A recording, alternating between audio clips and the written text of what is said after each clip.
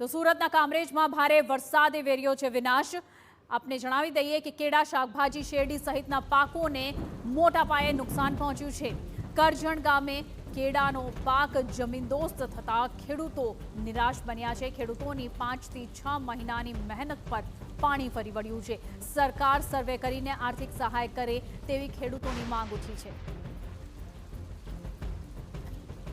આશીર્વાદરૂપ વરસાદ ઘણા લોકો માટે આફતરૂપ સાબિત થયો છે। ગત મોડી સાંજે ભારે પવન સાથે વરસેલા વરસાદે ખેડૂતોને પાયમાલ કરી દીધા છે। સીધા દ્રશ્યો જોઈ શકો છો કે સુરત જિલ્લાના કામરેજ તાલુકાના કરજણ ગામ ખાતે આજે વરસાદે છે તે મોટા પાયે ખેડૂતોને નુકસાન કર્યું છે। આજે કેળમાં તૈયાર થવાની અણી પર જે પાક હતો તે આ પાકને ખૂબ મોટું નુકસાન કર્યું છે। આ કેળ તૈયાર કરવા માટે ખેડૂતોએ 5 થી 6 મહિનાની લાંબી મહેનત કરી હતી અને પાક બસ 1 થી 2 મહિનાની અંદર તૈયાર થવામાં જતો, પણ ગતરોજ જે રીતે ભારે પવન ફૂંકાયો જેને પગલે આજે કેળનો પાક છે તે સંપૂર્ણ જમીનદોસ્ત થઈ ગયો છે। આપણી સાથે ખેડૂત છે, કેટલા સમય પહેલા પાક બનાવ્યો, કેવું નુકસાન છે? આ પાકમાં ફેબ્રુઆરી મહિનાથી અમે મહેનત કરવાની શરૂ કરી। 5 મહિના અમે મહેનત કરી અને આજે હવે મને આ કુદરતનું જે રૌદ્ર એ જોવા મળ્યું, પણ નુકસાન લગભગ નહીં તો 5 થી 6 લાખ રૂપિયાનું નુકસાન છે અમને। આ પાક રહ્યો એ કેટલા મહિનાની અંદર તૈયાર થવામાં આ પાક હમણાં 2 મહિનામાં તૈયાર થઈ જશે। હમણાં મારે 2 મહિનામાં હું એને કેળા કાપતો થઈ જશે। હવે કેટલી મહેનત?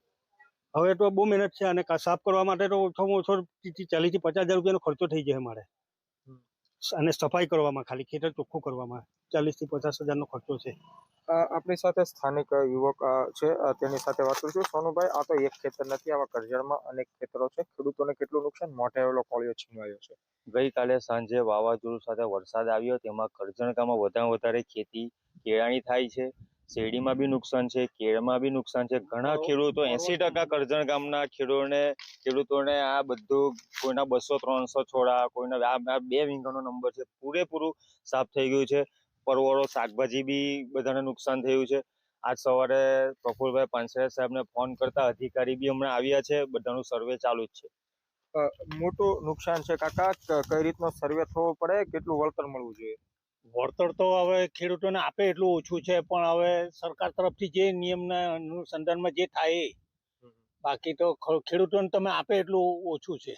કેટલું દુઃખ થાય, મોટે કોળિયો આવેલો છીનવાઈ ગયો?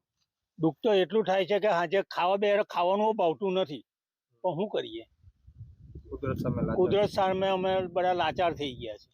કેમેરામેન કહીશ કે ફરી એકવાર દ્રશ્ય બતાવે કે આ રીતે આખું જે ખેતર છે તે જમીનદોસ્ત થઈ ગયું છે। ખેડૂતોને મોઢે આવેલો કોળિયો છીનવાઈ ગયો છે, જેને લઈને ખેડૂતોને ખૂબ મોટું નુકસાન થયું છે। આ 2 વીઘામાં ખેતી કરતા ખેડૂતની વાત કરીએ તો તેના જણાવ્યા અનુસાર 5 થી 6 લાખનું તેઓને નુકસાન થયું છે। આસપાસ વિસ્તારના જે કેળ પકડતા ખેડૂતો છે તેઓની હાલત પણ આવી છે, ત્યારે સરકાર દ્વારા જે સર્વે કરવામાં આવી રહ્યો છે તે સર્વે ઝડપથી પૂર્ણ થાય અને તેઓને પૂરતું વળતર મળે તેવી માંગ થઈ રહી છે। સરકાર વળતર આપશે તો જ ખેડૂત ફરી એકવાર ઉભો થઈ શકશે। મેહુલ ભોકાળવા, TV9, કામરેજ।